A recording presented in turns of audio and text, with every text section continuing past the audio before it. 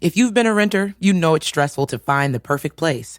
But Zillow Rentals make it easy. They have filters for pretty much everything, so you can find a rental that's big enough for entertaining your friends, but small enough they won't crash all weekend. Find your sweet spot on ZillowRentals.com.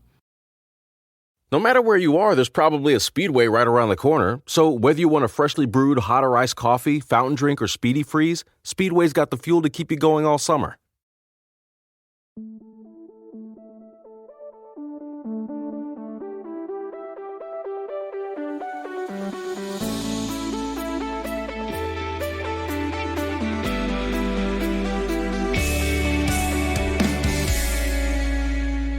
We're talking about podcasts. We're talking about itty bitty podcast. A podcast. Merry Mini Monday, Chunkies. I'm Carter. I'm Doge. And I'm Jordan. Did I do that again? You did. Yeah. All you heard was the ow. Like Yoshi. It's like just Yoshi. Have we talked about how I can do a pretty dead-on impersonation of that stick? Like the stick where you would flip it? I'm pretty sure 100% positive that I'm we pretty have. sure you were I the need to- hunk one time for that. Wow. Yeah, because the little one is like... Oh, guys, I'm delirious. I am on cloud nine because Loki season finale is, we'll start with a good friend of mine said it's basically a 40-minute post-credit scene in the MCU. Yeah, really. Yeah. I think the best thing for us to do is just dive right in, which is really exactly what the finale did in comparison to the episode before it. Yeah, that's true. We went basically straight to the castle. And It's how I play Mario as well. it felt like longer to me, this episode, than its actual runtime, because I think I was just so alert. I think That I was like just opening, so ready. the opening sequence, like zooming through the timeline. Yes. So cool. Our particular universe that we're familiar with inside that sacred timeline was such a cool opening. It was. That was incredible. Yeah. Time is a flat circle, turns out. Just by Turns out McConaughey knew it all along. Yeah, I think I watched probably 70 to 80% of this episode, not actually making the noise, but spiritually just going, ooh, ooh, ooh, ooh, ooh. Pretty much from the moment that Miss Minutes popped up and was like, hey, y'all, looking for He Who Remains? It's like, oh, interesting. And then Jonathan Major's face popped up on my screen and I lost it. Yeah, and then this is just it's a monologue for Jonathan Majors. Yeah. Like the entire episode, which I just couldn't believe. I know. If you were in our highest level of Patreon, you would know in our Discord chat, we have a discussion about Loki. We've got like a Loki thread. And I have thrown percentages out there as to if we would see this character.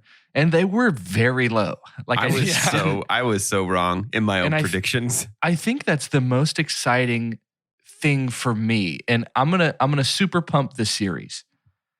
So the most exciting, my favorite thing about the series of Loki is outside of it just being a wild and really excellent watching experience. Yeah. This has solidified for me that the MCU is not playing around with the TV shows. I think, Right. Yeah. And it really had everything to do with this final episode, because I don't think there is a more influential 40 minutes so far to the MCU as what we had right now. I think it opened up so much for their future plans, and basically they wrote on the dotted line in pen something along the lines of like, what, $50 billion? Like, I think they're going to make so much money, and a lot of it will have to do with this decision to just get out there and do things. Yep. It's hard to give us stuff we don't expect in That's something true. that continues to do that and deliver in the way that it did. So yeah, my super pump is just the gall to just freaking do it for a TV show. Yep. My super pump, I was going to use the word chutzpah. My super pump is the courage to put all of their eggs and show all of their cards in a TV show, in something that is like, it's not that the MCU is like, we're TV now. It's just like, we are also TV now. It seems to be the sentiment. And they really proved it with Loki sort of showing the roadmap for the way a lot of this is going to go for the foreseeable future. Obviously, for me, I think that this is probably just one element of the greater story of the MCU. I think we're going to get a much more like terrestrial and reality bound story. Sure, because there's the Thunderbolt Secret Avengers stuff undeniably going on in the background. I think there's all this, and my guess is we might even get sort of a third line of cosmic stuff happening with Guardians and that kind of stuff and Eternals. Marvel. But beyond that, yeah, I think this is obviously pretty significant in the fact that they did it in sort of the first batch of TV shows is just crazy. Yeah. I don't deny that. I think it's probably worth noting that it is all still theorizing at this point, though, because Jonathan Majors is only cast in Quantumania. We have Tom Hiddleston cast in Doctor Strange 2, Benedict cast in Spider-Man, so we can kind of draw that dotted line connection. Oh, for sure. Yeah. It is all conjecture, but it's conjecture that just got a lot more rock solid, I think. Certainly. I have been burned by Mephisto theorizing before, and I don't want to Mephisto myself into a Mephisto black hole. Yeah. I don't want my super pump for the whole series to dilute our performance in this specific episode, because my super pump would be this thing that was equal parts Heath Ledger's Joker. We talked about this last night when we were together. Parts, I guess we should say this is the first time we're going into one of these having already discussed it, because there's just no way we couldn't. Yeah, Podboys, we watched, for our movie tomorrow, we watched Robin Hood, Prince of Thieves together, and to ask us to not say anything about Listen, you don't understand. One of the biggest episodes of TV in a long time. Too hard. Yeah, it was impossible.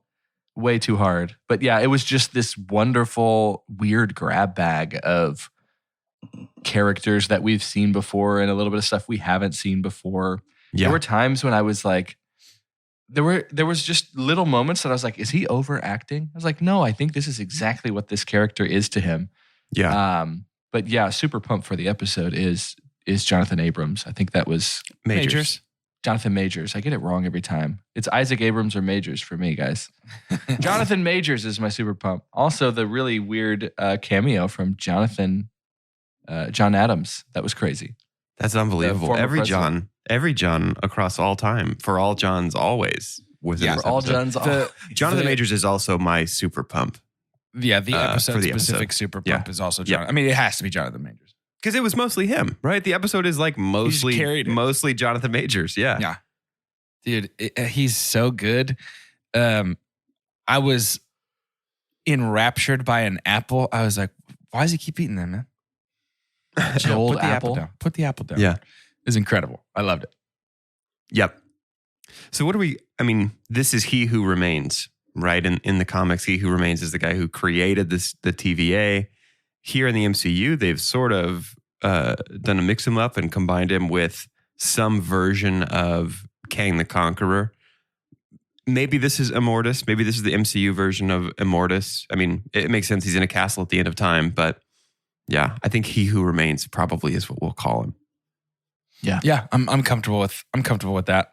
Since and that apple, I feel like I like to think, because it feels like he wasn't at the castle when they were there. And then he comes up the elevator, we hear the ding.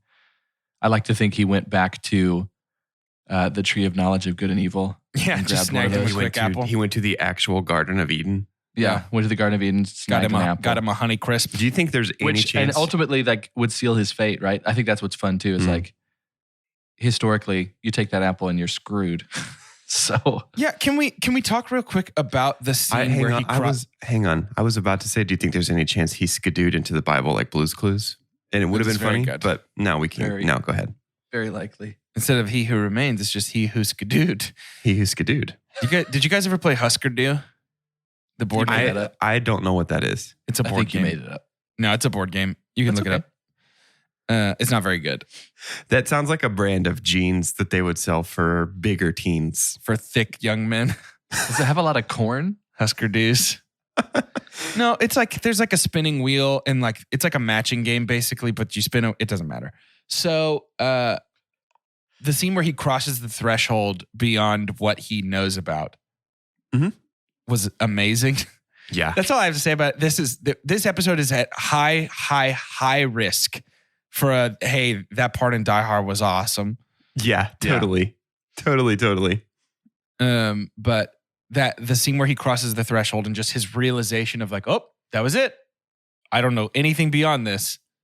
So good, so interesting. Yeah, man. I am just buzzing after Loki. Like I'm just giddy.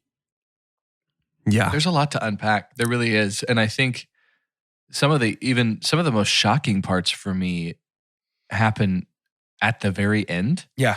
And I think we can talk more about that in a little bit. I do want to talk again, though, about our dynamic between our Lokis, between Sylvie and Loki, because I think that was also a really good scene. And I think that's going to be not forgotten, but it's not the first thing that we're recalling when we're talking about stuff. And it's not even something we mentioned last night, but their dynamic, I think, coming to a head at that point was pretty special. I think it was a testament to how well we had done with their character development and their development as a relationship, for them to still not fully trust each other and keep fighting in that scene, fighting each other while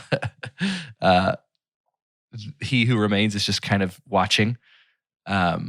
And watching and scene. In awe in the background, it seems like he's just sort of like, he has no idea what's going to happen. Ooh, yeah, it's exciting for the first time. It legit feels like Loki does really like Sylvie, right? I don't think he was playing I a think game he's being anymore. genuine. I think he was being genuine too. I think Sylvie she had really some very likes real Loki. reasons.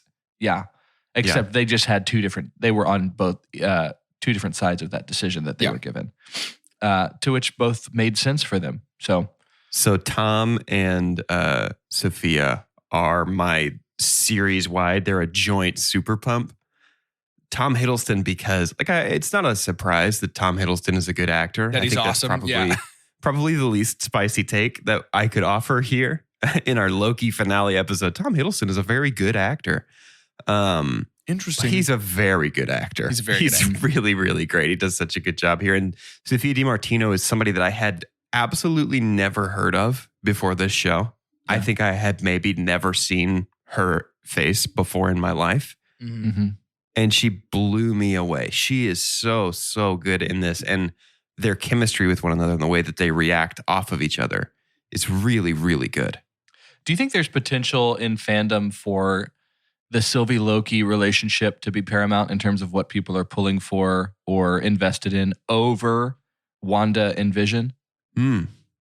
Interesting. Because I was trying to think of relationships in the MCU, and the MCU, I think, on a good level, doesn't do that so much. You know, we just had a Black Widow episode, and sometimes when it's like we bring in the maiden just to be saved, even when they're all heroes, you know, is like a gross thing in our mouth because they don't have to have that. But with like WandaVision, and then now I think with Sylvie and Loki, there's some investment there.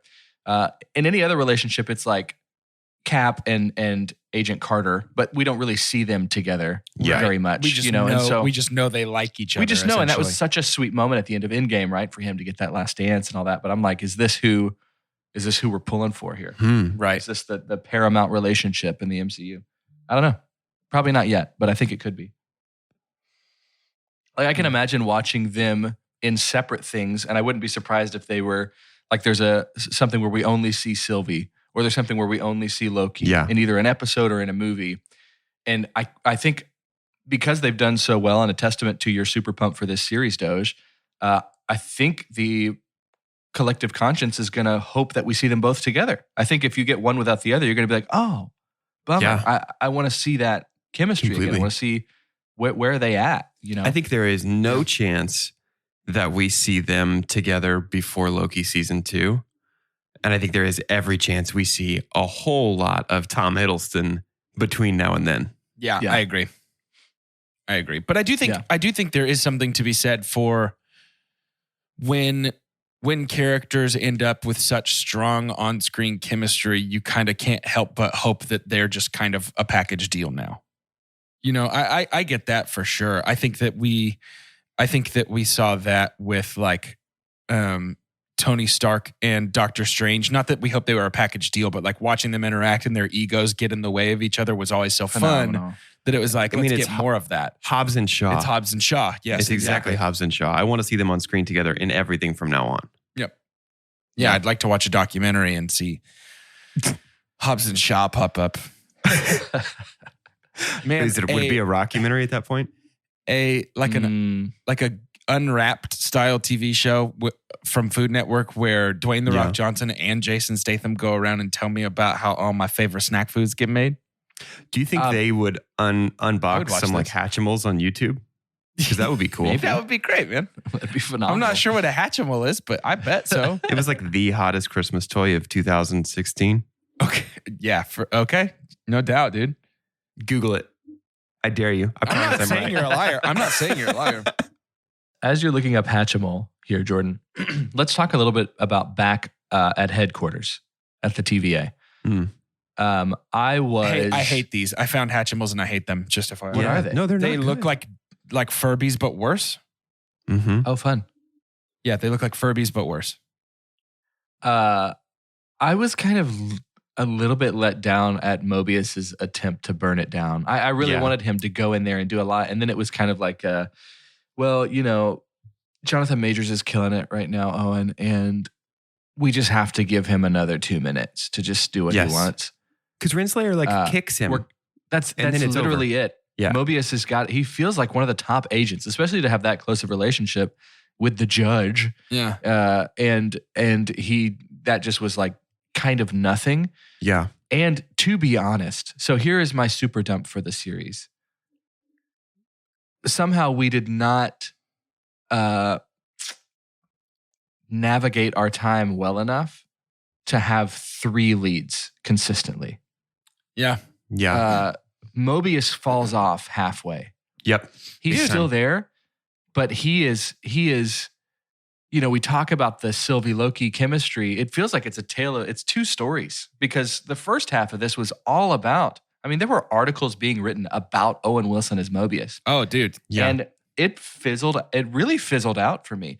I didn't want to, but I was not allowed to care any more about him than I did from episode 3. Like I thought, you know, we had visions within our first couple of episodes of Loki that this maybe one of the last scenes was going to be Mobius on this jet ski or something like that because, you know, it just felt like he was going to play such an integral part. And it's not saying he doesn't because he kind of helps be the catalyst for some of the things that Loki and he's definitely still Sylvie get to do. around.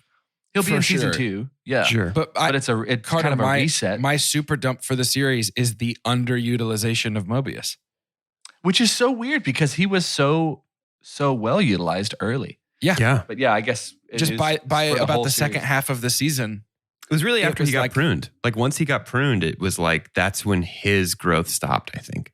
Yeah. And it's not even growth. It's just he's not around hardly. Like he's just kind of in the background of the rest of the show. And and that's tough because what do you do? Because talk about chemistry, like we were saying, like they spoon fed us the most delicious chemistry in the first 3 episodes, and then they were like, you can't have any more. Yeah, yeah. Our actors absolutely killed it on this series because I'm thinking of what would I have to sacrifice for Mobius, and if it's the episode right after he's pruned, it's like, well, our super duper pump was Richard Grant, and we needed to have way more time with him, and the time that we had with him was great. And yeah, it's tough. I think this is just a testament to doing a really good job of casting. I think of the 3 MCU shows so far, I think this one had the most characters that I liked a lot and wanted to see more of. WandaVision had a ton, but I think really there's only 3 to me. 4. 4 from me. Yeah, 4.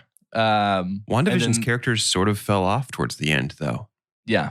Like the same thing that happened with Mobius, I think happened with Monica Rambeau. Yeah. Monica got her photon powers and then disappeared out of the story. Yeah. That's why I had to go 3, 4 because of Monica Rambeau. Because of I'm just thinking of Catherine Hahn and then Wanda and Vision. But yeah, this had so many very interesting people that I hope to see more of. And we will. This was the first one in our mid-credit scene to say season 2. You know, Yep. I think this is coming. the only one that's officially for sure getting a second season so far. And we pretty much called that because, you know, it's as if Nick Fury had a series. I would imagine that if there were TV shows at the beginning of the MCU, Nick would have one. It's just this guy who is kind of parallel to the entire story, and then he shoots over every now and then to be, hey, like, here's actually what's going on, y'all. We need you over here, whatever. But yeah, I would imagine that there'll be more than 2 seasons of Loki. Personally. I mean, I could see it going for kind of as long as they need it to with the way they've set it up. Could be Marvel's Doctor Who. Interesting. The other interesting thing is advertisements. Looking for a brew unique to you? Find it at Kroger. Discover distinctly different chameleon organic ground coffee with flavors like Guatemala and Dark and Handsome. They're so organic, so sustainable, and so good. Visit Kroger today to get yours. If you've ever been a renter, you know it's stressful to find a place with everything you love and nothing you don't. But did you know Zillow does rentals? It makes the search so easy. They have filters for pretty much everything, so you can find that place that's in your budget, but also isn't a shoebox. Or a place that's close to your parents, but far enough they have to call first. Plus, it's easy to apply, request tours, and pay rent in the app. Head to ZillowRentals.com and find your sweet spot. Okay, so let's head to the corner of speculation, the dossier theories. It's the Nook. The Nook. Let's Take get a over- look. You're let's in my get over Nook. to You're the in my Nook. theory Nook. There's a lot to talk about, and first of all, I want to say that the scene of after He Who Remains gets stabbed and just kind of watching both on the graphs everywhere and in real time, the timeline. It was just so stressful to see all these things splitting, and they did a really good job of portraying that.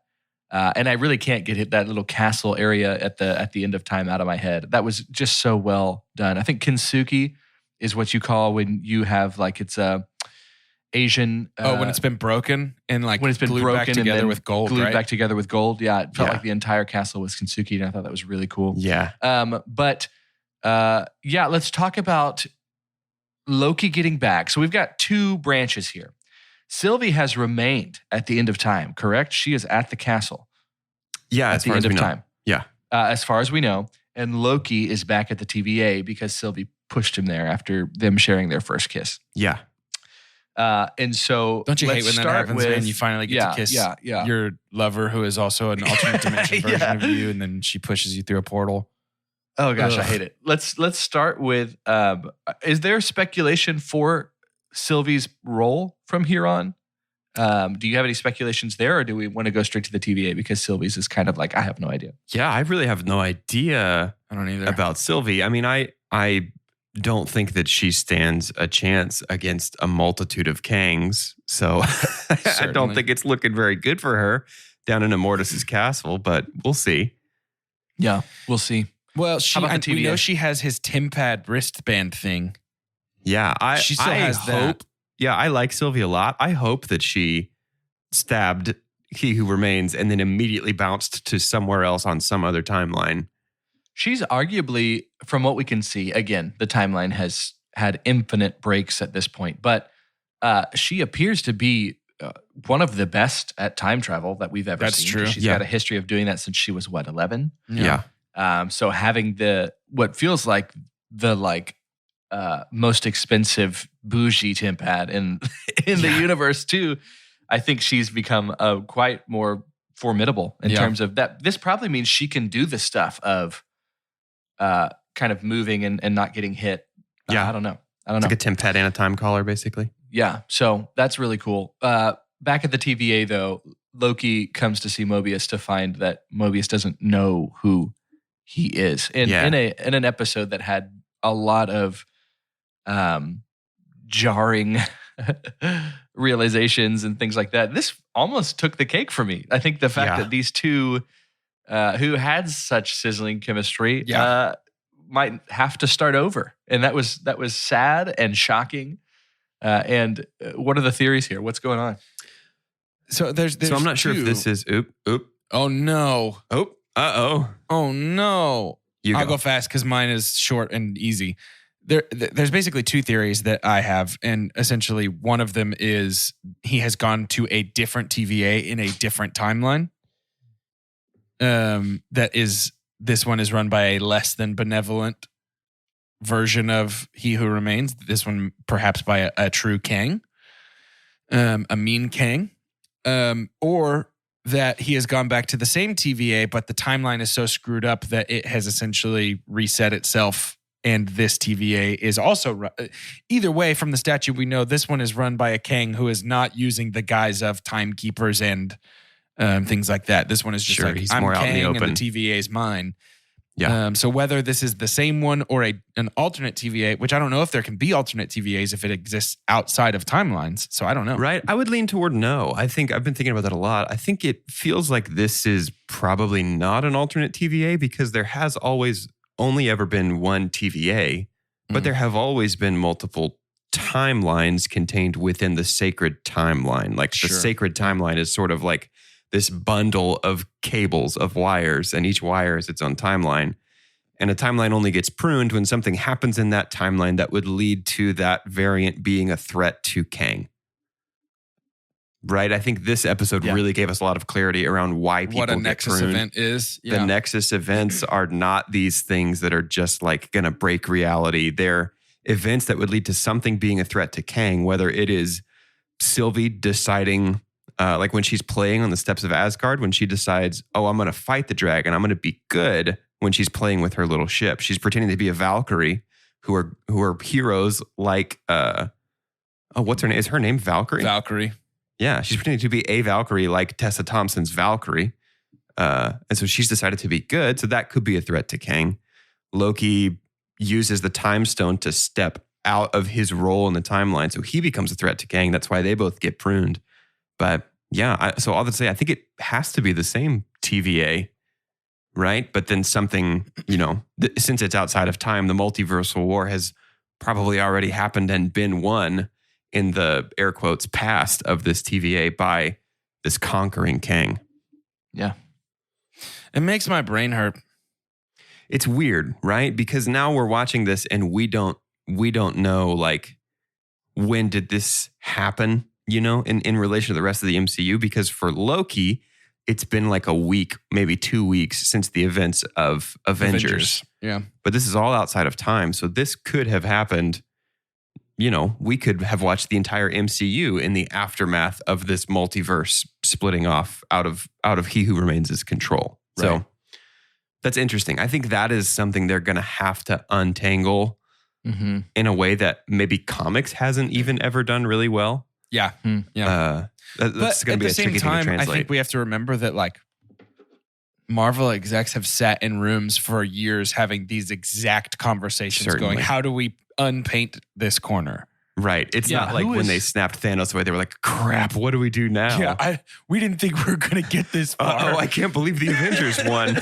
I think one of the encouraging things about the MCU is the same way that we might be encouraged about like David Filoni's role in Star Wars. Sure. Right? Yeah. It's like, it does feel like there's someone that can come in and take these things that weren't fully fleshed out or tried to and weren't so good and kind of rewrite it in a way that pleases those who understand canon, and especially, those that are kind of going through this and just love this universe. So yeah, I think I think it's so exciting. I think there is a fear sometimes with, there feels like a fine line between like clever and lazy. Yeah. When you do something like this, I think if you can't untangle it, but you're really only just doing that so that we can bring Tom Hiddleston back, right? Which begins to not sound like something that Feige and the MCU crew would do. But they've also done some things that we felt like had a lot more to do with real world obligations and contractual obligations that might not have been the best moves. Yeah. And they did them anyways. So it'll be, this is a risky show. Yeah. And it makes sense that it's built around a character that is very much risky themselves. Well, I think So, in the finale of this show, like in the finale of WandaVision, you can kind of pull, like the curtain's a little bit pulled back and you can see the machinations of like, yes, this has to be a show, but it also has to be a trailer for the next couple of years. Sure. Yeah. And that's going to be my super dump for the series, is that Loki himself sort of took a back seat in the finale of his show. I think we were talking over in Discord, and I've been talking to anyone who will listen about how the show sort of needed to present that final moment of choice for Loki, where it's like you're offered a throne, you're offered everything you've ever wanted, but you choose to turn it down. And we get that briefly. Yeah. Miss Minutes offers it to him, and he immediately is just like, nope, I'm not interested in that. Which is less than a satisfying conclusion to his arc, I think, but it's because we had to make so much room in our script for Jonathan Majors to give us like we said, a big monologue that was mostly expository dialogue that's, okay, here's what you need to know. This is what Marvel's about to do. And I loved it because I love Marvel and I'm excited about the future stuff, but ultimately that's not a very good conclusion to our story, because in the finale episode of a show, when you're tying all these loose ends together and you're reaching the climax of your story, that's not the time to introduce, like, to begin, to middle, and to end another story through dialogue in your episode. Right. Yeah. So I'm sort of torn between, like, and I know if you've listened to our Black Widow episode, you're probably screaming at me because I was saying I wish Black Widow had done more of this. And now I'm saying I wish Loki had done less of this, but that is such a tricky needle to thread. For sure. And I don't think Marvel's always done it well. And I don't know that they've done it well more than they've done it poorly. Yeah. But yeah, that's just, I kind of walked away being like, man, I didn't really get very much Tom in this episode of his show. Yeah. I feel like in their history of bow tying, obviously the massive amount in that library is movies, because that's what they did for a decade. Yeah. And it seems to be a better platform, maybe in general, but definitely for the MCU, to tie a bow on a story and then also give us a little bit of like a, here we go. And it used to just be Samuel L. Jackson showed up. That's all it had to be. That's true. You didn't I have think to that's say the anything. thing that works well is you do your post-credits tease as like, here's what could be next. You know what I mean? Yeah. But like you reserve the space that you've allocated for your story to be only your story. Yeah. Yeah. Yeah. Even something as simple as having Steve Rogers' shield in Tony's Exactly. lab. Yeah. You know, like you didn't have to say anything. And then people get to freak out and do that zoom, zoom, zoom to where it's like the worst pixelated image that's like Captain America. That's one thing that I'll say that I've enjoyed about the MCU is from the beginning, they were about that Easter egg moment. Yeah, completely. From the very beginning, they were about the bigger story. There was a consciousness that this one character that we introduced, Coney Stark. Coney 2012 Stark. Coney 2012 Stark. That the Tony that we introduced at the beginning was part of a bigger world, and you didn't really have to be a Marvel fan to know that. Yeah. And so they've been giving us breadcrumbs and Easter eggs for decades. This made me about 1 billion times more excited for What If. So Yeah, definitely. Mm-hmm. I think there's a great chance that we get some of these what if people in live action now in whatever. Sure. I'm willing to bet that we're building toward a Civil War scale movie that's going to be Thunderbolts. Like basically the government brand, the Walmart brand Avengers. Yeah. And then versus they're going to like team up. the new Avengers, you think? Yeah, probably. And then they'll end up teaming together in the next big Avengers movie, which I am almost certain will be Secret War. It's probably going to be based off the 2015 comic event in which, for comics reasons, the multiverse was exploding. And so we ended up creating this actual physical manifestation of the multiverses where each like multiverse had its own geographical place. And then they fought it out for multiversal supremacy. Ultimately, it was an editorial decision to be able to fold in the Ultimate Universe into the 616 main comic universe. And I think that this is probably pretty similar. I think it is a narrative way around an editorial decision that said, hey, we own Hugh Jackman's Wolverine now. Figure out a way to get him in Avengers 5. Hey, so is Secret Wars, two questions here. Is Secret Wars the thing with, I know almost nothing about this. Is that the thing with the Beyonders? So there's a couple of, there's Secret War and there's Secret Wars. So hang on. Can I interject with something while you're looking that up? For those that are worried or that it feels weird that we're going to possibly move someone from a cartoon plane to a real life plane and make that canon and a part of the MCU. There was an alligator in this one. So well, I was gonna say it's the same.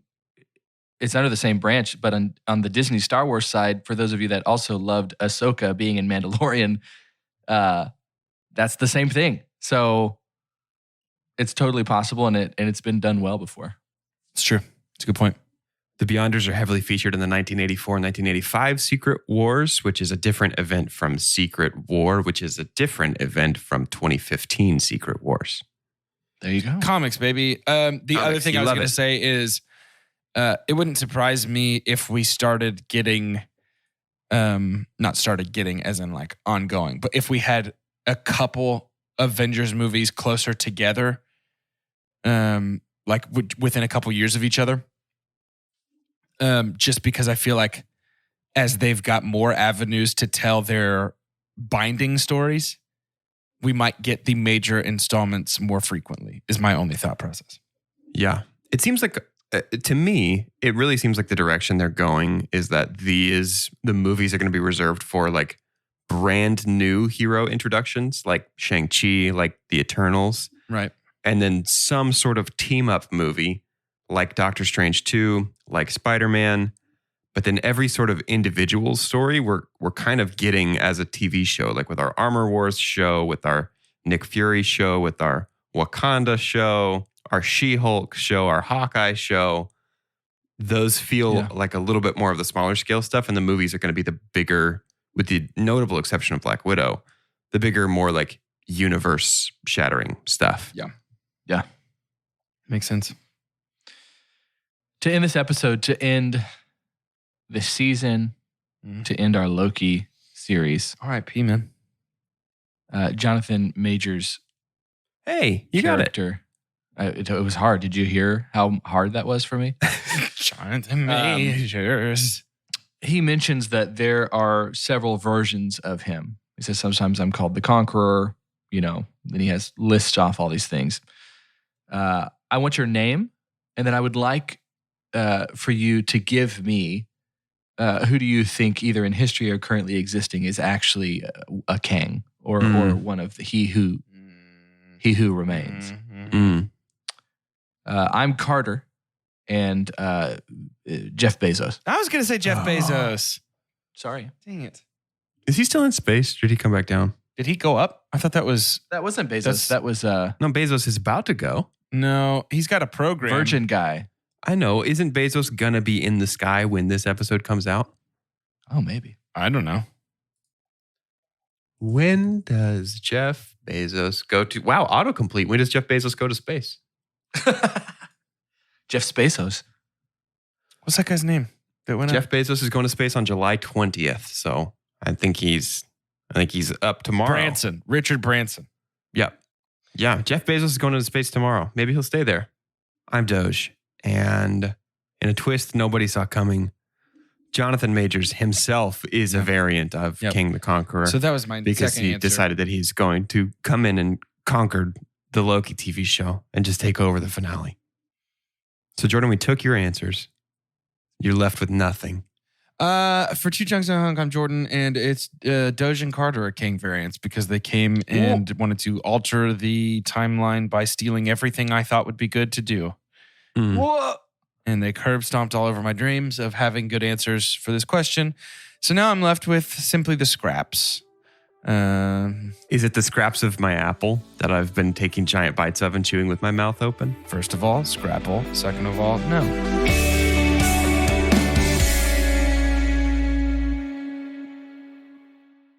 If you've been a renter, you know it's stressful to find the perfect place.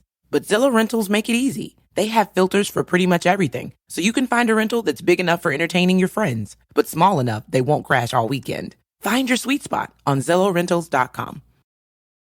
Leverage Redemption comes to IMDb TV, and the con is on and more exciting than ever. The team reunites as they take justice into their own hands, not to mention adding a few new exciting recruits. For this crew, the stealing is mutual. There's no shortage of bad guys, and the con game has only gotten more complicated. Don't miss out on the action-packed heist and discover why crime is fun when you're the good guys. Leverage Redemption, now streaming free on IMDb TV.